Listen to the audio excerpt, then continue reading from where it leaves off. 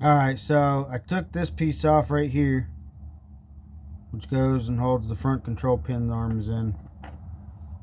I've got a nice brass one, but here's my problem.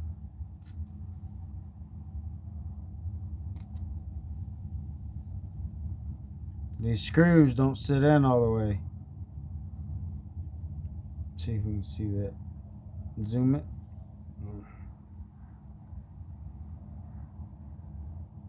See how it sticks up? So what I did was I filed off the edge, and I'm going to show y'all how to do that. Take your drill, take your screw, stick it in there like so, tighten it down, make sure it's straight.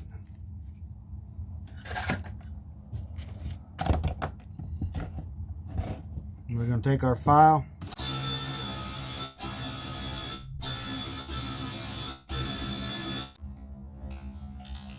and there's the pop back out.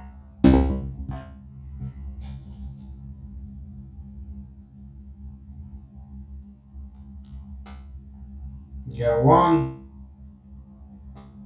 got two, looking pretty now. Look at that. See how in there.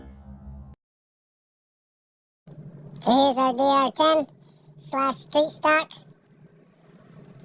And there's our new brass weight in the front.